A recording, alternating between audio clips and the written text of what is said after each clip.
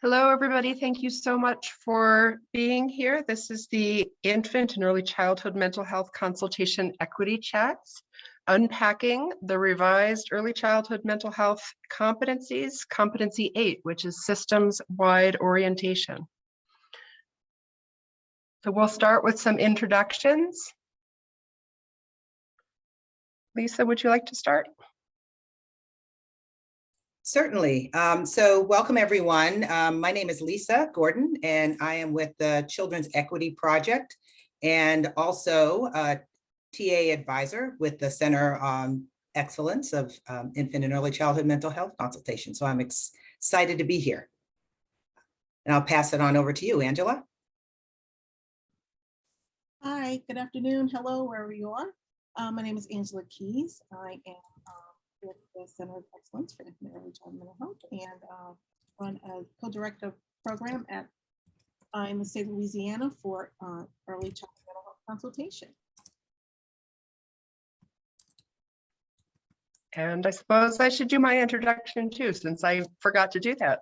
I'm Sarah Davidon, and I am here in Colorado on a very windy day. So let's all hope for nothing to fall on my house while we're talking. It's quite windy out there. I'm with the Georgetown University Center for Child and Human Development at the Center of Excellence for Infant and Early Childhood Mental Health Consultation, and have been working on early childhood mental health consultation issues and policy work and systems work for too many years that I'd like to admit now. And I'm going to turn it back over to Lisa to get us started.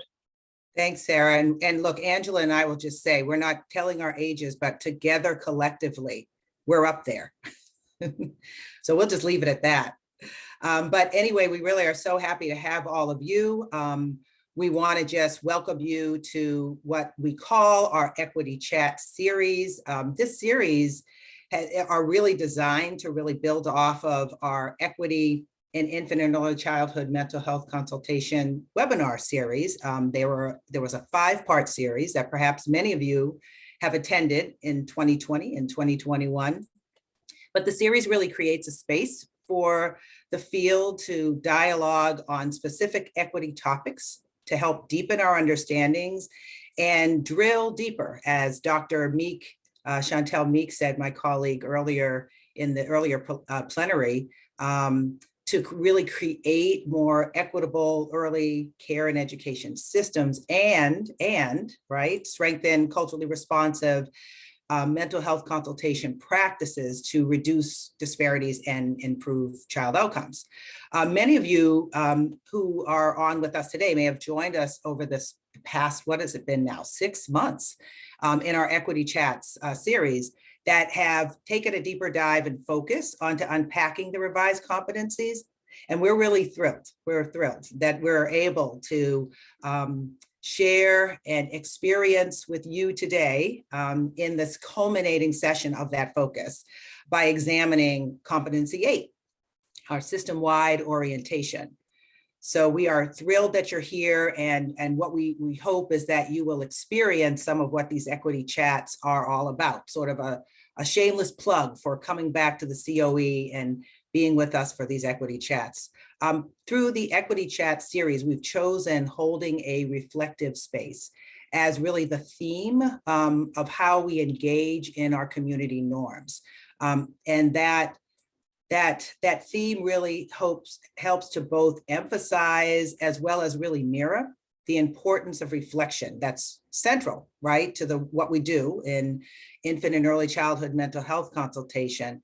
But it really provides that opportunity to elevate that reflective practice and self-reflection as a central piece of what we do. But we also like to think about this space as a time to learn from and alongside others as we speak our truth and get to understand ourselves, our own values, our beliefs, our biases, and how our truths really impact the work that we do in mental health consultation. So we also lift up expecting and accepting non-closure, that we'll explore some new topics, we'll sharpen our understandings on others, but when we talk about issues of equity, we know that we won't reach all of the issues, right? We won't resolve all of the issues or address all the questions. So we really encourage you to continue the learning and the dialogue with colleagues, with your consultees, and with partner agencies and communities with whom you might work with, to be able to really share the message and to take away some of the resources that we'll share with you as well. Just to give you an idea of how we're going to situate our conversation for these next 50 minutes here is we'll begin really with the dialogue, with our dialogue by really grounding our conversations around a shared understanding on issues of equity and race, and address the why behind the revision of the competencies. And just begin, as we always say with these equity chats in the short time we have, just to begin to introduce Competency 8, system-wide orientation. And we're going to actually have a time to provide a case example with you. So Angela is going to share out what that looks like in practice. So that's kind of exciting. And then we'll be able to share some resources. I do want to elevate that in our chat series, we do give opportunity for people to break out in small groups to have further dialogue and more intimate dialogue about what's happening in practice for you. But this time around, we won't be doing the small group breakouts, but want you to continue to the dialogue amongst yourselves and colleagues. So just to give a little bit of the framing, we frame each of our equity webinars and chats at the CoE with an acknowledgement and really a naming, I guess I should say, about the role of structural racism and systemic racism and how that plays out in our nation. It is the root cause of biases, we know, right? And inequities and the disparities that we see, and those that are experienced by Black, Indigenous, and people of color. If you were at the earlier plenary, Dr. Meek shared the fish and lake analogy that really comes from what you see here, the groundwater approach metaphor from the Racial Equity Institute.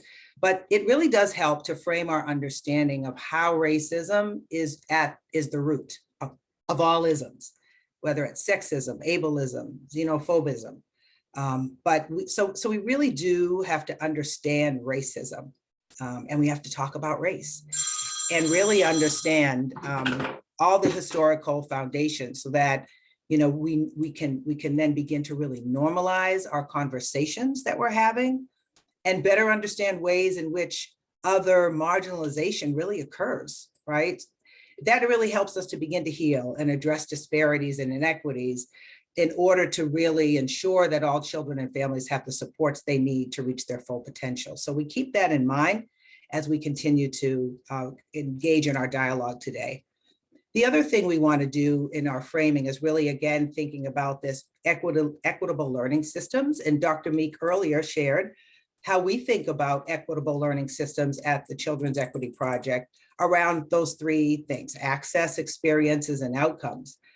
And we know that, or we think of it as equitable access to resources and opportunities that support children and families' well-being, including high quality early care and education, the experiences that they have, children and families are having that are fair and just, and culturally and responsively and culturally and linguistically responsive to their needs.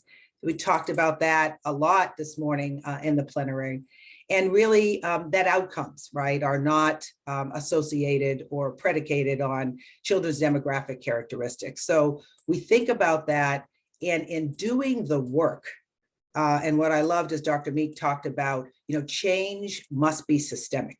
It must be actionable, it must be measurable, it must be wide ranging and targeted to really bring about transformative change. So yes, equitable systems do that continuously, intentionally, in order to eliminate any manifestations of systemic racism or other forms of oppression. So we keep that in mind too, as a framing that we use.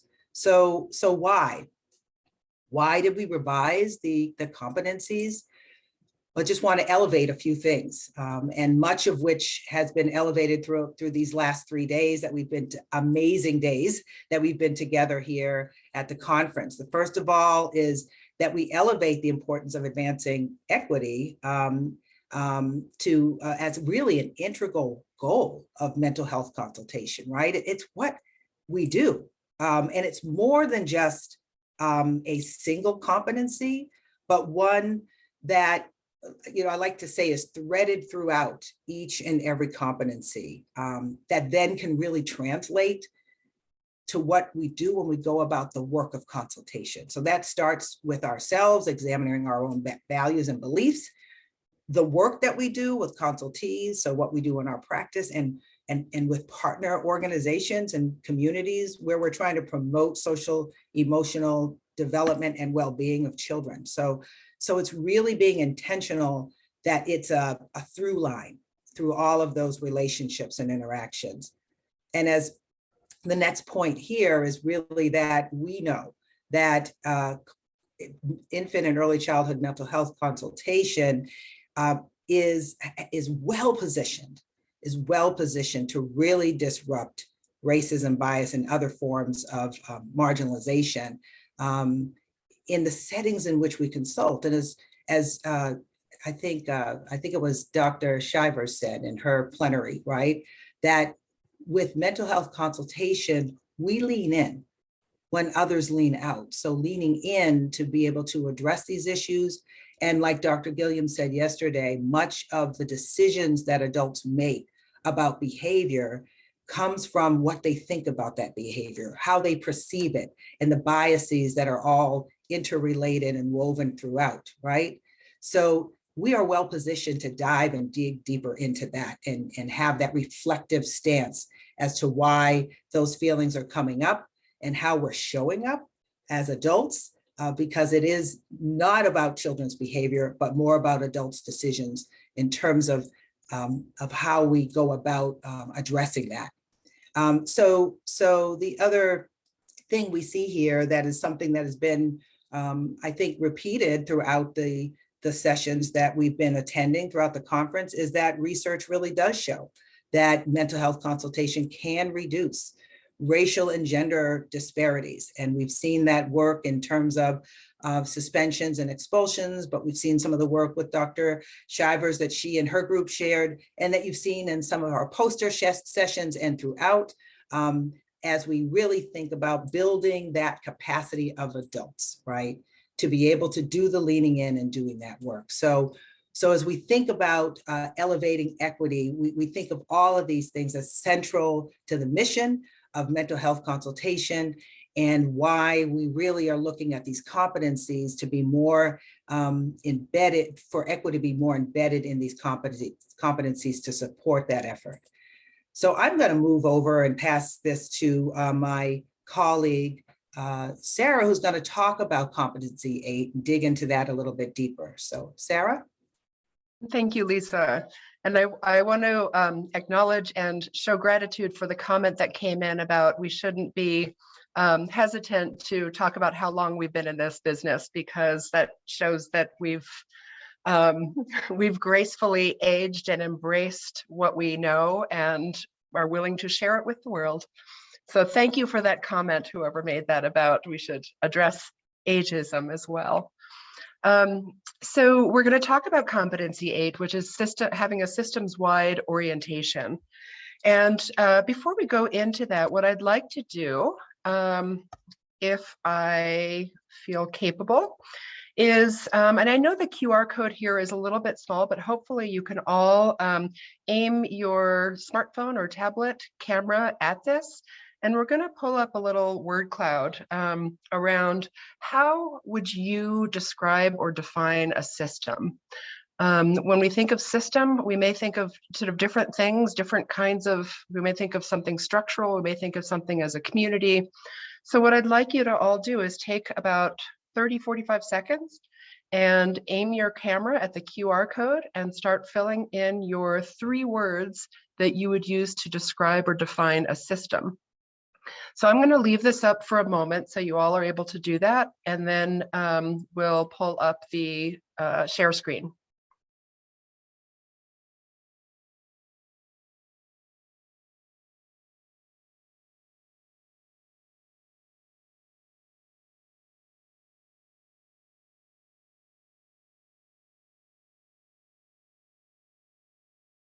And the link is also in the chat if you're having any trouble with the QR code.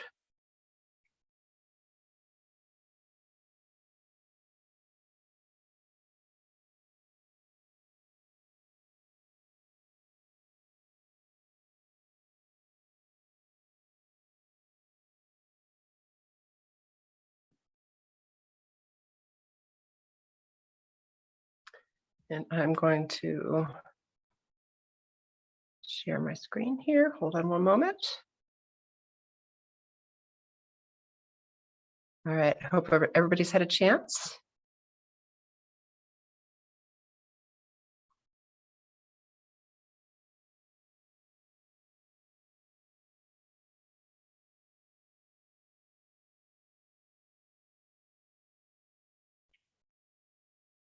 Okay. So we've got some great participation in this. As you can see, ever-changing words as you all are entering your 3 thoughts on a definition or description of a system. If you haven't seen a word cloud before, the bigger the word, the more often people are identifying that as their definition. So we see structure, we see community, organization, interconnected, collaboration, organized. I see the word broken in there. I see the word complex. So these aren't all just unicorns and rainbows. I mean, I think this is acknowledging the complexities of systems. This is fantastic. I'll leave it up another 10, 15 seconds to take a look at what other words are coming in.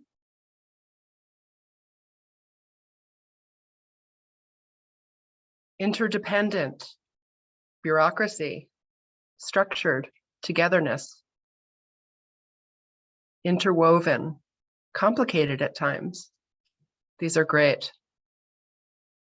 And I think what this does is reinforce that a system isn't easily defined, easily articulated. When we talk about a system, we may all have a different vision of what system means. So let me go back to our slides.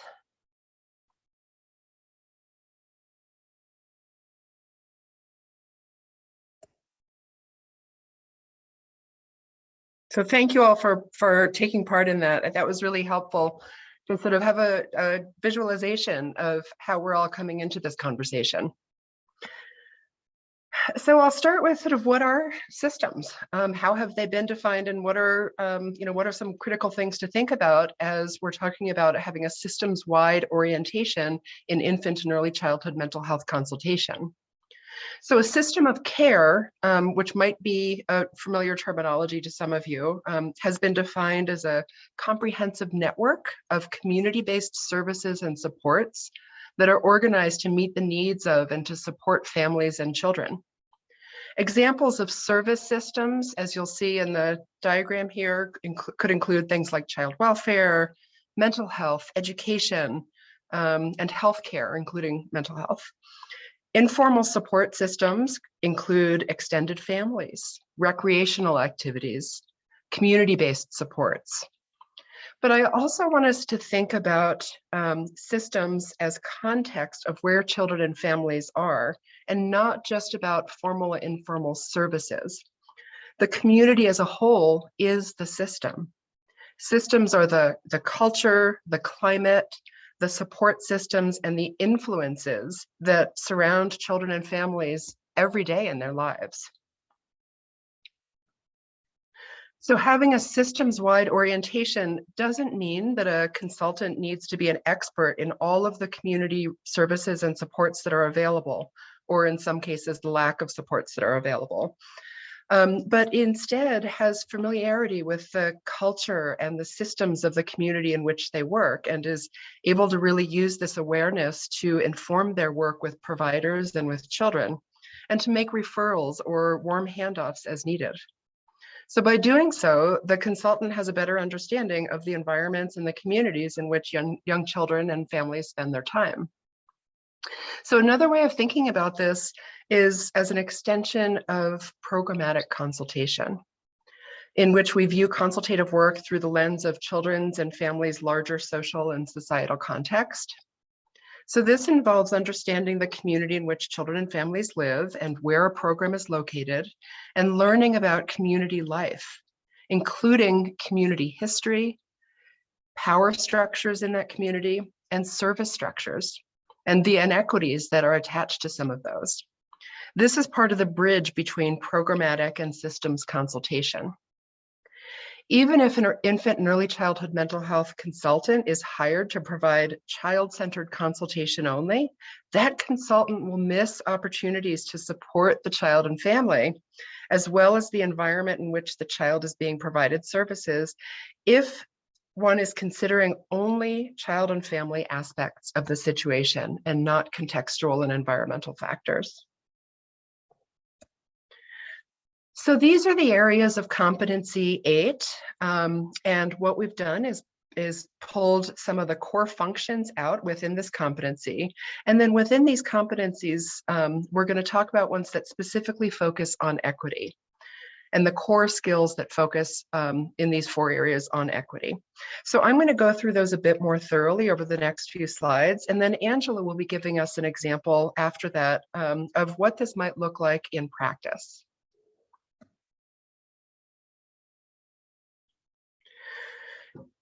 So core skill area 8A is evaluating the complexity of working within multiple systems. So this includes understanding the systems that are embedded in the communities in which you're working, and the potential for these systems to add complexity to your work and potentially to what families are experiencing. One of the core skills in this area is that the consultant demonstrates awareness of and sensitivity towards attitudes and strengths of community members, such as community leaders, families, agencies, and service providers. A second core skill in this area is understanding systemic racism. How does systemic racism manifest within and across the various systems in a community? How it affects infants, young children, and families, and understanding how infants, young children, and families intersecting identities and interactions across systems can really compound disadvantages that they're experiencing. So the next area within systems-wide orientation is bridges, consultant bridging services to promote cohesion for infants, young children, and families. So this doesn't mean, as I mentioned before, that one needs to be an expert in every community resource, but it does mean that you've built relationships within the community that can keep you current on resources and referral sources. So a core skill in this area is maintaining up-to-date information about community resources, trying to help be a partner in breaking down barriers that can prevent families from accessing services by knowing those referrals and referral sources in the community and having the relationships in order to make those referrals effectively.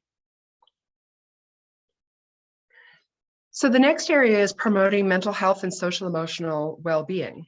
Including social emotional health into our work, as you all know, is incredibly important. And implementation of a social emotional framework without consideration of equity, however, will never achieve excellence in our programs. There can't be excellence without equity. As best of a social emotional or early childhood mental health approach or curricula or framework that we're using, that won't get us to where we want to be unless we also incorporate equity into that work. Social emotional curricula in particular must be culturally responsive and sustaining and grounded in equity and racial equity goals. Practices should actively draw upon, so that's the responsive part, and explicitly support, so that's the sustaining part, students and teachers and families' diverse backgrounds, their identities, their strengths, and the challenges as a strategy to deepen learning. So these practices must be interwoven with efforts that seek to address systemic inequities and advance equity goals. The fourth area within systems-wide orientation is understanding inequities across systems and how to dismantle them through policy. So this can be done by actions such as reaching out to community members, leaders, and families to understand the history of the community, to hear the stories of inequity in the community, and to take on a shared role in advocacy.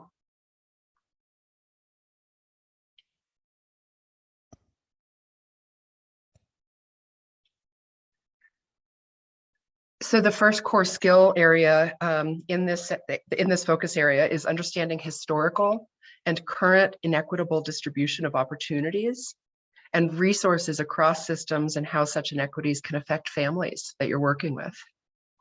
The second is understanding the role of history and policy in systemic and institutionalized racism and advocating for systemic change, policy change to create more equitable systems serving infants, young children, and families. So what we've done here, before I move on, just so you're aware, so you may have noticed if you're familiar with the competencies and the competency core skills, that I didn't cover all of them here. What we did is try and pull out the ones that really specifically are connected to our equity goals. So certainly these aren't the only core skills within systems-wide orientation, but these are the ones we really felt had a strong connection to how our work can promote and ensure equitable and just communities. So what I'd like to do now is turn it over to Angela, and Angela is going to walk us through sort of a scenario in action of what this might look like in practice. Angela? Yes, thank you, Sarah. So I'm going to tell you guys about a program that is going on where I live that we are involved with in our mental health consultation program. We can proceed to the next slide.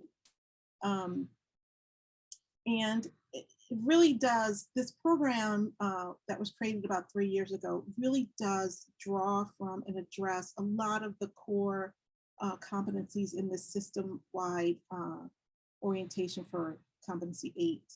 So in the city of New Orleans, as is likely true in other cities, there are not enough quality seats. There are lots of seats, right? There are not always enough quality seats, especially for children from lower socioeconomic backgrounds. And so, parents want these quality educational experiences for their children, but are not able to access them because they do not have the resources necessary or the transportation or whatever is, whatever the barrier is to really access that service easily and provide that to their children.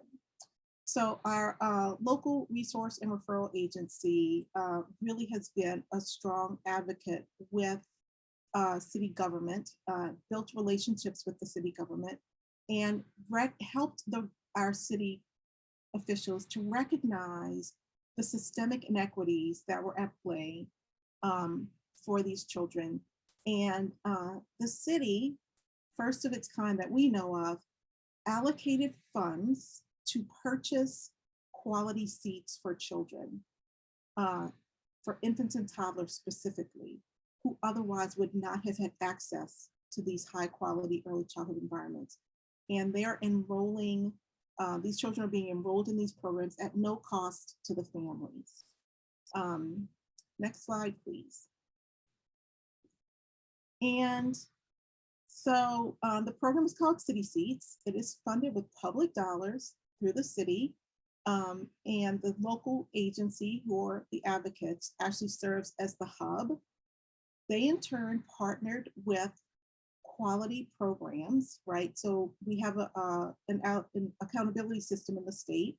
And so they had relationships existing already with centers that had higher ratings in our accountability system. So we have like a 5-point system, and they are rated as, you have to either be rated as highly proficient, which is a 4 out of 5, or excellent, which is a 5 out of 5. And partner with those programs to purchase those seats within their centers. And through this coordinated effort, they were able to then reach out to service providers and evaluation partners to determine the impact of the program. So we have all of these, this contract that's been awarded, and they have then reached out to us and to other partners to provide services to children that they would not ordinarily get. So we are their mental health consultants. They have community nonprofit agencies and other organizations that are providing services to children, kind of a one-stop shop, so to speak. And next slide, these are the list of our partners. I'm going to kind of just walk you through them. So we have our city government, who partnered with our resource and referral agency, who is the City Seeds program, or we're called it the City Seeds program. At Tulane, we are the mental health consultants, and so we have a team of 3. I believe that we're up to, it started small, we're in our 3rd year, started very small with maybe 50 seats.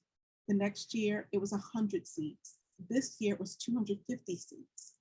And we have an election coming up very soon, and there's a millage on the ballot, which if it passes, it will fund a great expansion of this program to allow more and more seats to be available for infant and toddlers, and potentially expand to 3-year-olds.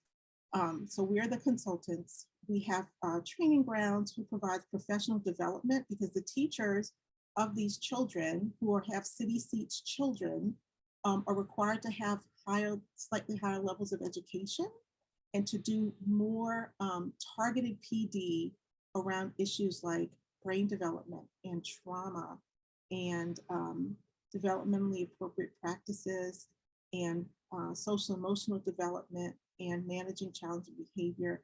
And so we do some of that training. Training Grounds does a lot of that training. LSU Health is the evaluation partner. And then just this past year, we brought in Tulane School of Social Work. Tulane Social Work is working with parents directly, and they're providing support and resources around things like housing, food, jobs, safety.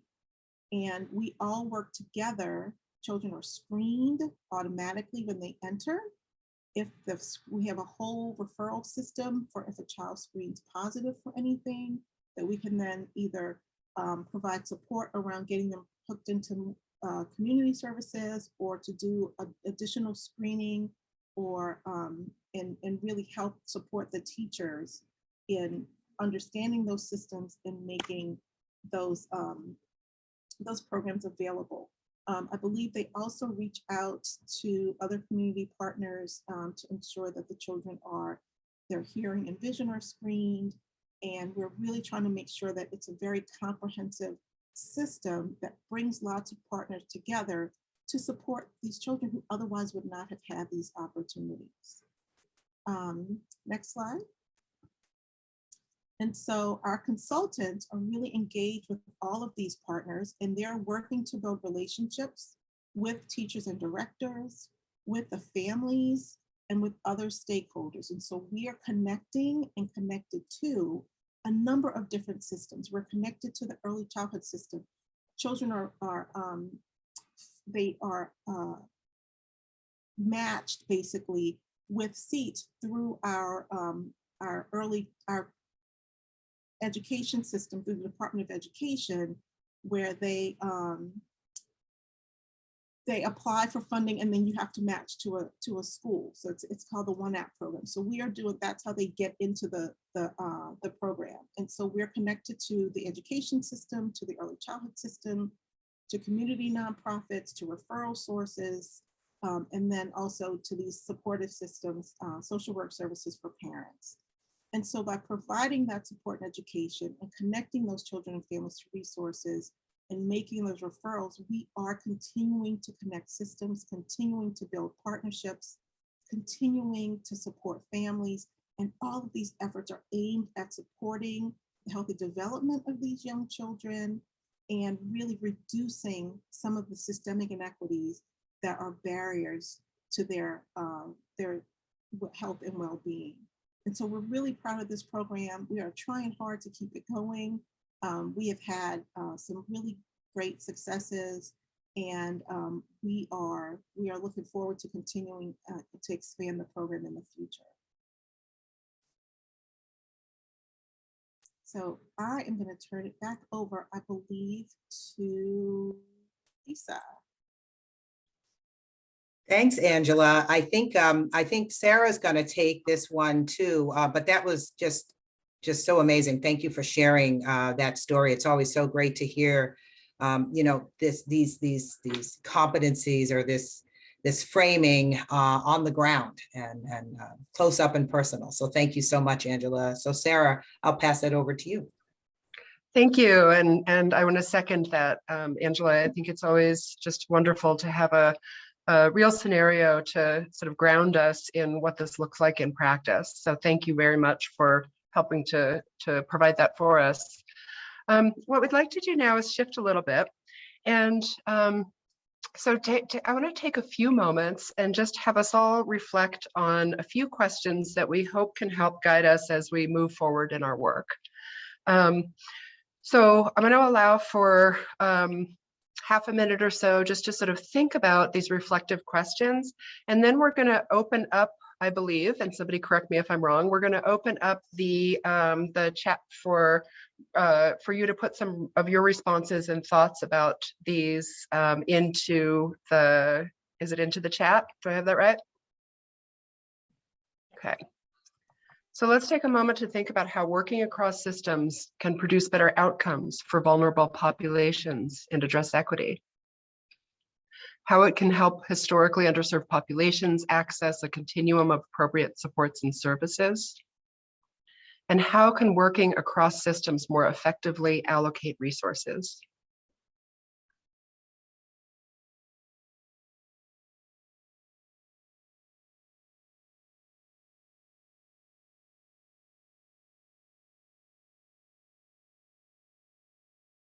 Think about that, and then as you feel comfortable, if you want to type in your responses.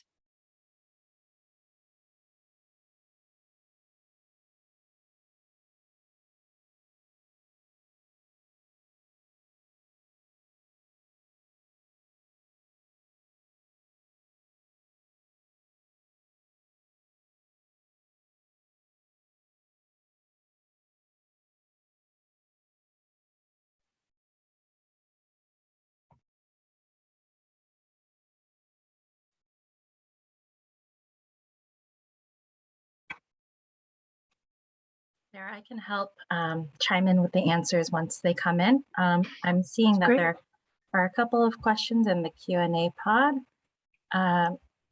There was one question that I think we could just answer live if that's okay as we wait. Are the seats located in communities where children and families live? And if Angela, you want to share that answer? I know you had it in the chat too. Yes, the seats are located in privately owned centers, early childhood programs across the Orleans Parish. You guys call them counties, we call them parishes. And every attempt is made to place or match children to the location that is closest to them, because parents rank. They will rank, this is my first choice, my second choice, my third choice. And so we hope to get them as close to home or parents' place of employment as possible. Thank you, Angela. So I do have a couple of responses in the chat that I'll go ahead and read off for you all. So as consultants, we are often able to identify families with needs and connect them to services they did not know existed. Another person said, everybody thinks that everybody is doing it when in reality, nobody is doing it. Another individual said, blending funding to support IECMHC is important. Working across systems and coordination of policy and service planning hopefully means there's no wrong port of entry for children and families to access support and care. Breaking down silos and building bridges can reduce turnover and strengthen relationships between professionals across sectors. Having smoother processes for families, less paperwork, waiting times, etc. Sometimes it may be unclear who to call for what services, especially if there's overlap. I think I'm seeing a lot of working together, collaboration, open and improved communication, a lot of that in the chat. And then I'll stop with these last two. We are able to engage in reflection if someone has questions and concerns and collaborate to uncover the best approach our intervention for our families. And last one is the transition points are often where we lose families who do not trust a new provider. Taking a system perspective and creating seamless pathways will better support families and help us identify gaps that need more resource and staffing. And I'll stop there. Thank you, Crystal, so much for sharing those. It's really helpful to hear some of those reflections. And I mean, as many of those confirmed, I mean, it's sometimes system-wide work is a little bit either messy or challenging. Either sort of not knowing what the community context really is, or sort of having some dynamics there that might be a little uncomfortable. But overcoming some of those hurdles can really be helpful in an effective support system that can work towards ensuring equity across the community and for the children and families with whom you're working. We do want to move now before we go to answering some of the questions that have come in, and feel free to type in additional questions if you have them in the Q&A. So I want to just go to a couple of resources as you move forward in your work that we hope can help support you in your work and looking at a system-wide orientation to your consultation program and practice. Some of the Center of Excellence resources that we wanted to mention, and then I'll put some, well, I don't know if I'm going to be able to put links in the chat. So Community of Excellence resources, the Equity webinar series, the history of the Equity webinars are on, and Lisa, please jump in here if are on the CoE website, the Equity chat series as well. Yep. Those are all on the site. When you go to the CoE and you go under Equity, you'll be able to see all of those resources there. Yeah, including the Racial Equity Toolkit and the evidence-based database.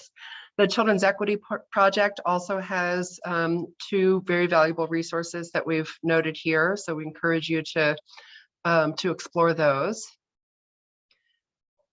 And a few other resources that we wanted to put in that specifically relate to this competency area around system-wide orientation are the overview of the infant and early childhood mental health consultation approach within an early childhood system, cross-system efforts during a public health crisis. We know that cross-systems work during a pandemic has been particularly challenging and particularly necessary. Cross-system collaboration and the U.S. Department of Education's policy statement on suspension and expulsion policies in early childhood, which you may be familiar with, and you may want to go back and look at it with sort of a different lens, because it talks about sort of cross-system work in order to reduce suspension and expulsion.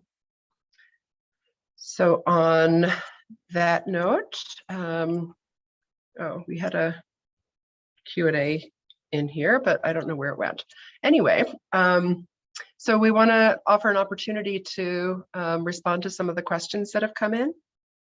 And there was a question that was asked a little earlier too, about the competencies and how often do they change? I thought that's a great conversation to begin with, as someone had asked about that. And Lauren, who is our director, one of the directors, the director at the CoE, talked about the fact that the competencies were under the Office of Head Start, and they were funded through that project.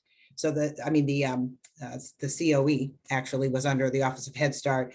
And so the competencies were actually developed then, and then they were further revised under the first communities, the first Center of Excellence. And in this third revision, I guess, if I'm saying that right, Lauren, they now have really taken on a more intentional focus on equity, as we said earlier, simply being able to make sure that that was threaded throughout.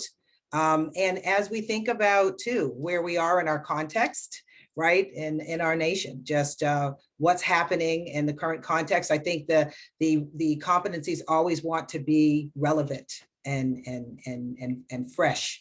And so, you know, as to address a time such as this. So Lauren, is there anything else you want to add to that? No, I mean, I think you did a really nice job summarizing. And I do think it is really important to note that these competencies have reflected the different funding the different centers where we had different abilities to bring groups together. There's some differences in terms of the settings. I don't think we have time now to go into all the details. I think you did a nice overview summary. Would be happy to talk more with individuals about that. But yes, they've changed over time, not as frequently as probably is deserving, just because we work really hard to make sure there's a lot of consensus in these competencies before we share them back out. It was a great question. That's a great question.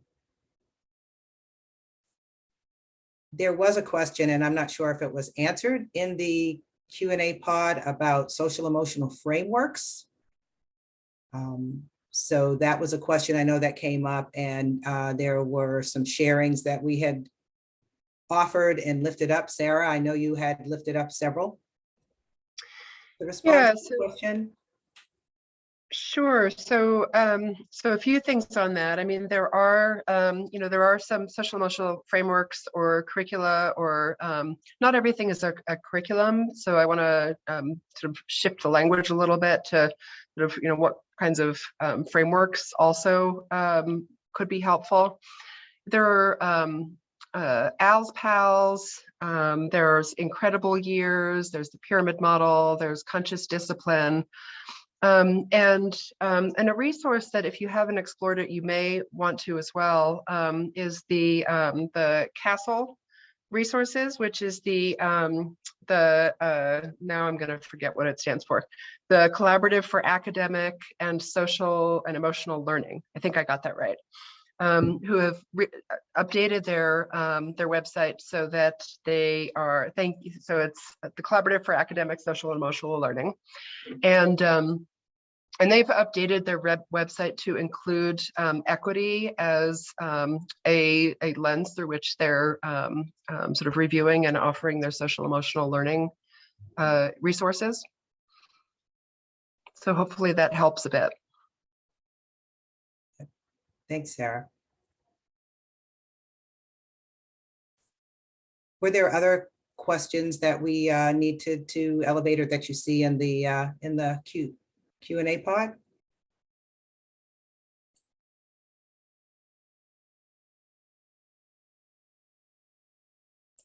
Or other questions that people might have?